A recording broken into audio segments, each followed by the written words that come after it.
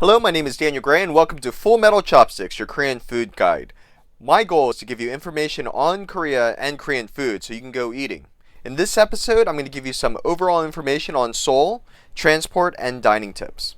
So Seoul is a city that is filled with more than 12 million people. It is constantly expanding out and up. It is the home of Gangnam Style, the fastest internet speeds, one of the top public transport systems, kimchi, K-pop, Samsung, Hyundai, the singer Rain, Lee Byung-hun, Storm Shadow in the movie G.I. Joe, and the highest consumption of premium whiskeys in the world. Oh, it also has some amazing restaurants and bars. But first, you probably need to figure out how to get to Seoul.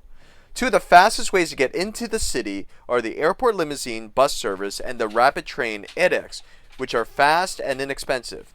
EDX is about 8,000 a person. The airport limousine buses stop at all the major hotels and cost about $15 a person. Taxis are okay as well and should cost about 60,000 won or $60 for regular cabs. Luxury sedans and vans are expensive and cost about 90,000 won. Go to the taxi depot in the airport to get your cab. The guys in the street might try to rip you off. Once you are there, use the subways. They're clean and reliable. They run until 1 a.m. Monday through Friday until 12:30 on Saturday and Sunday. Taxis are cheap and start at 2,900 won. Black cabs start at 4,500 won. But remember, make sure that the meter is running. The other thing that you definitely need to get is a T-Money card.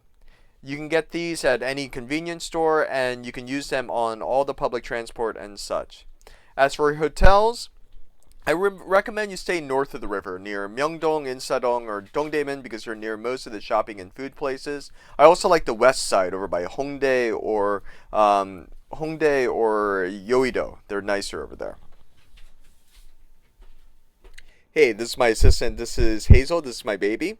So, moving on. For money, credit cards will work at most shopping places, restaurants, and even taxis. But be sure to tell your bank that you're traveling overseas. This happened to me, and they haven't, they'll get it blocked or something like that.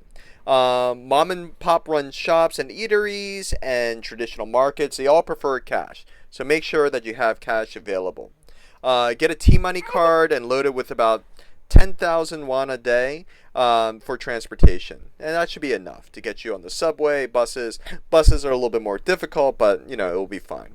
Again, let me emphasize, if you want to eat street food or if you want to go to a traditional market, you have to have cash. So make sure that you have some available.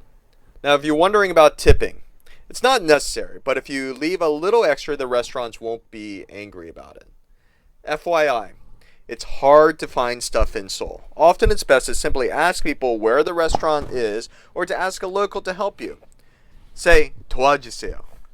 Have a guide call the place or ask a local to call the place and help you. It's a common thing in Korea, so don't feel embarrassed that you have to call someone and help you get to where you're going. It happens all the time. And if you're a foreigner, they'll be really, really nice to you. Now, if you're taking a taxi, put the number in your phone and point to it and say, 이 번호를 전화하고 여기로 가주세요. This means they will call that number and make sure that you can get there. Most taxi drivers will have to call someplace to find out where it is. As for phone numbers, another tip. 1 second. As for phone numbers, they are written in the international Korean phone number format. So this is assuming you're calling your own phone. So if you're calling from your own phone, the format is like this. +82 and then the number. Now, if the number is 0212345678, you drop the 0.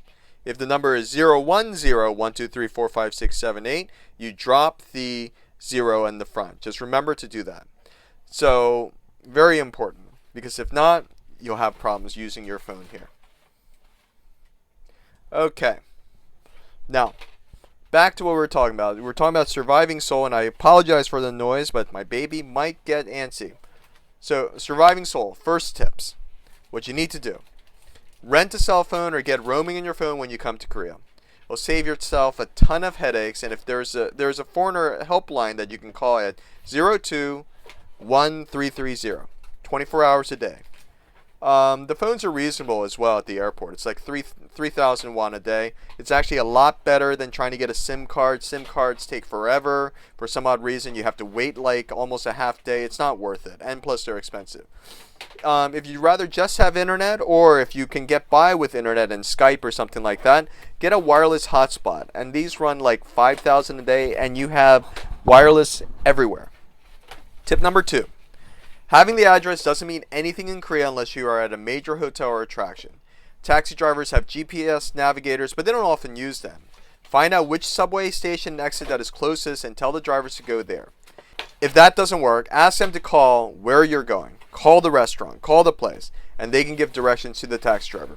Totally happens all the time here. Number 3. Metal chopsticks are thin and can be difficult for some to handle. You might consider bringing a fork or disposable wooden chopsticks to a place that you're eating at. Number 4. It is not customary to tip in Korea. Many 5-star restaurants and hotels and upscale places might charge you a 10% tax and 10% service charge. That's common. Accepted. You don't have to pay more. If a taxi driver has been especially nice, such as pick me up when it rains, I tend to give the driver a buck or two, or tell them to keep the change. Alright, number 5. Most franchise stores, restaurants, convenience stores accept credit cards. At these places, you can't barter. You can exchange money at most banks, but be sure to bring your passport. If you need cash right away, usually the ATMs at the 7-Eleven convenience store or KEB banks will let you withdraw cash.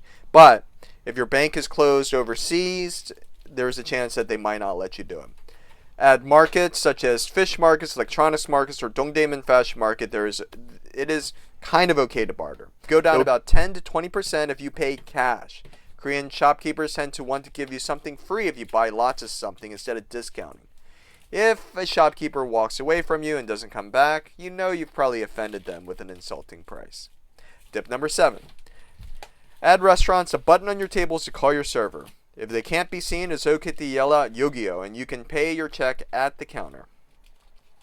Number 8.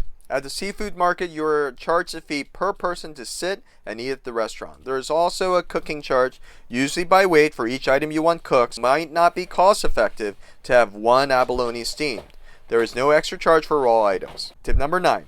At barbecue restaurants, if you ask for rice, it will be accompanied with side dishes and soup. Koreans eat rice after eating the meat. Tip number 10. Finally, don't get offended if someone bumps into you or pushes you on subways while walking.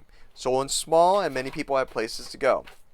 Well, those are all my tips for getting into the city, getting money, using the subway, general information for getting around. So now you should be able to survive.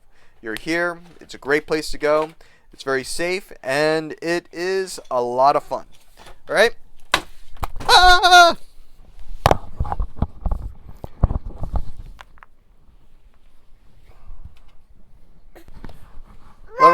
Hello, this is Daniel Gray, and this is my daughter Hazel, and I just wanted to say thanks again for watching. Alright, bye for now. Say bye. Bye-bye. Bye-bye. Come on, bye-bye. Can you kiss? How about high five? High five. She knows all these things, but right now, she's just happy looking into that. Alright, bye.